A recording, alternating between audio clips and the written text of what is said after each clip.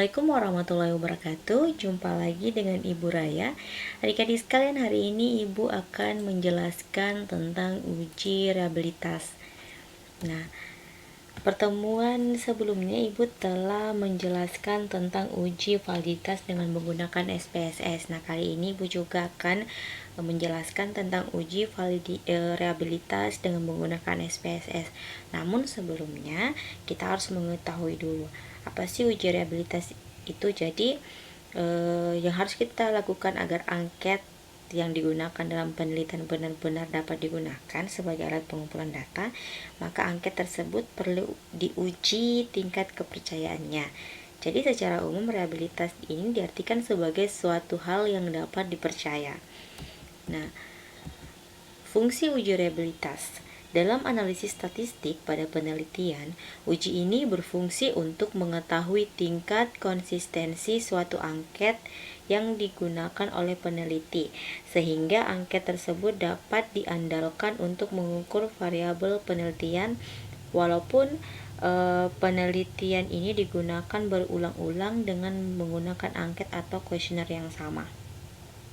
Nah, ibu-ibu mau mengingatkan, ini catatan penting untuk adik-adik bahwa sebelum kita melakukan uji rehabilitas, kita perlu menguji validitas dulu dengan data yang sama. Setelah uji validitas dan item pertanyaannya dikatakan valid, baru kita menguji tingkat kepercayaan atau uji rehabilitas.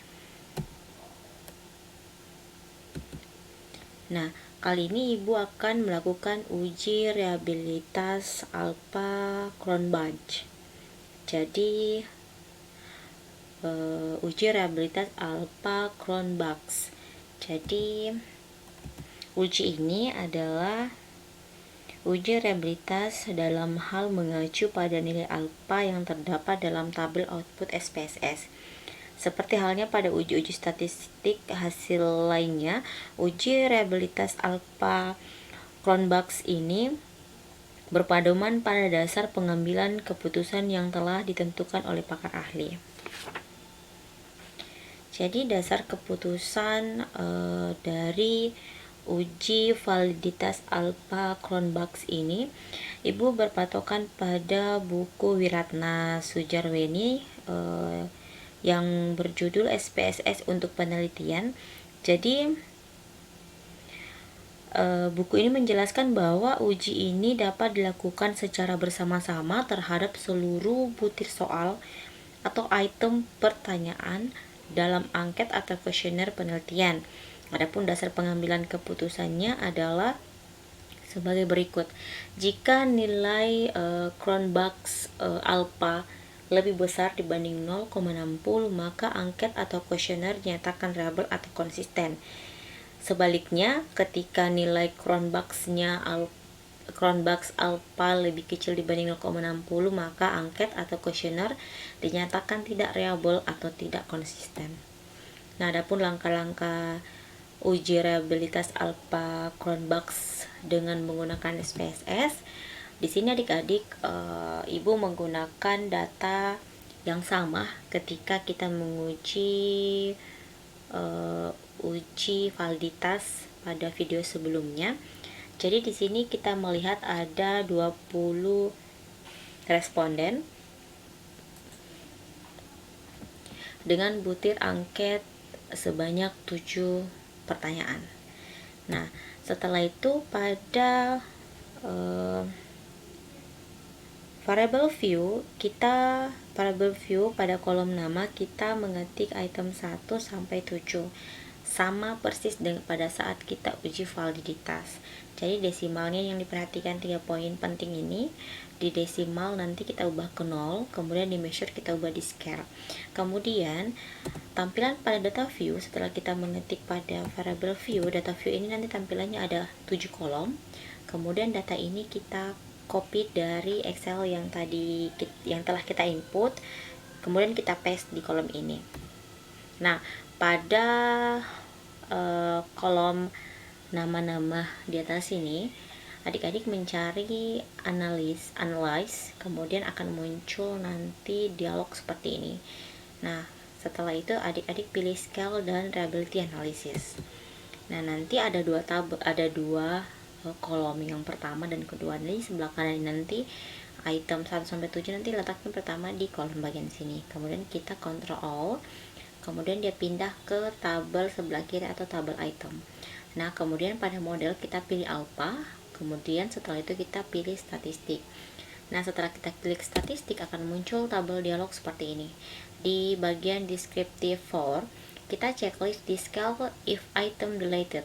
Kemudian di ANOVA table kita klik none. Setelah itu kita klik continue. Nanti akan ada hasilnya seperti ini. Ada 3 output nanti. Yang pertama, Ibu akan jelaskan tentang case processing summary.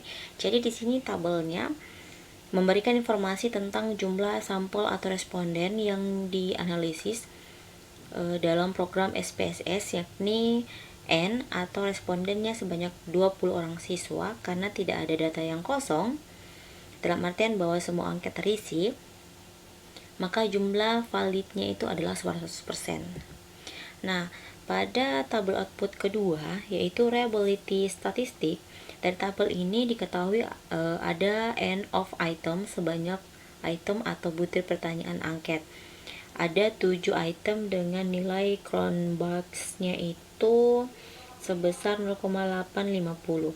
Karena nilai Cronbach's-nya Cronbach's alpha 0,850, dia lebih besar dibanding seperti tadi pengambilan dasar keputusan 0,60, maka kita melihat pengambilan dasar keputusan tadi bahwa jika nilai Cronbach's alpha-nya lebih besar, jadi kita dapat tadi 0,850,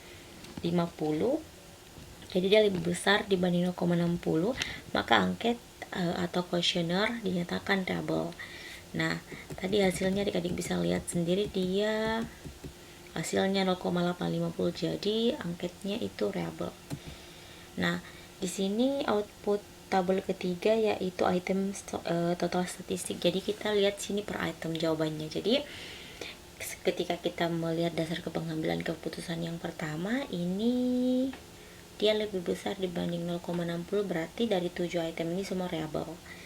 Jadi dapat kita tarik kesimpulan bahwa data tersebut semuanya reliable. Nah, info selanjutnya bahwa ternyata pada buku yang ditulis oleh Joko Widiatanto 2010 halaman 43, di situ beliau memberikan 2 dasar pengambilan keputusan, tetapi ini lebih ke R tabelnya. Jadi beliau mengatakan bahwa jika nilai Cronbach's alpha-nya itu lebih besar daripada R tabel, maka kuesioner dinyatakan reliable, dan sebaliknya ketika nilai alpha-nya lebih kecil dibanding R tabel, maka kuesioner dinyatakan tidak reliable. Nah, seperti cara melihat distribusi nilai R tabel signifikansi 5% dan 1% pada uji validitas di video sebelumnya, caranya juga sama. Jadi kita melihat N atau jumlah responden sebanyak 20, kemudian kita fokus di signifikansi 5%.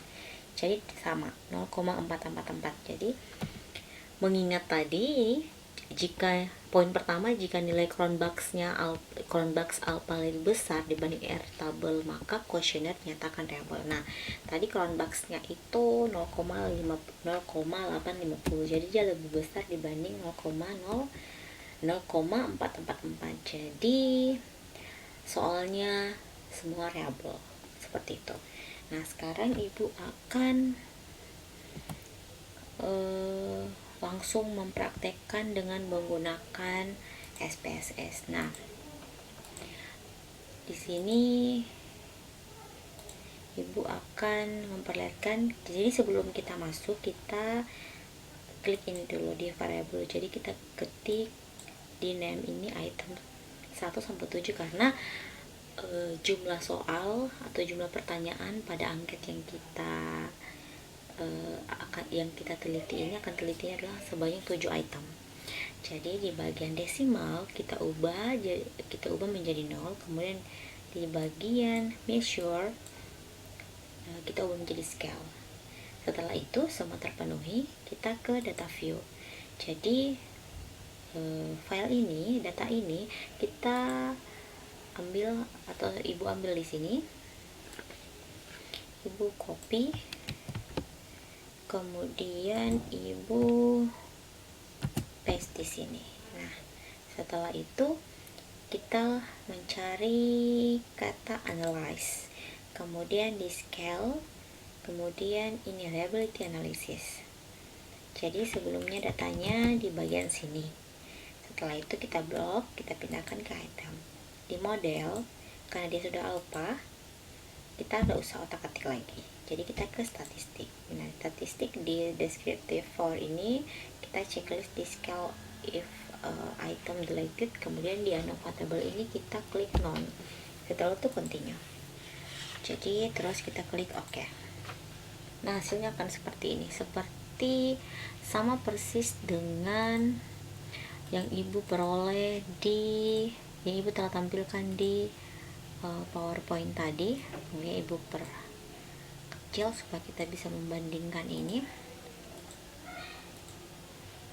Jadi hasilnya itu sama persis dengan yang 3 tabel tadi. Ini adik-adik bisa lihat, sama persis. Jadi dengan melihat tadi hasilnya, jadi semua item soal yang 7 ini dia reliable, jadi bisa digunakan. Jadi dari ketujuh soal itu adik bisa gunakan dalam penelitian adik-adik untuk mengambil data di lapangan. Sekian untuk uji reliabilitas kali ini, semoga bermanfaat. Salam sayang dari saya, stay healthy, stay positif. Wabillahi taufiq wal hidayah. Assalamualaikum warahmatullahi wabarakatuh.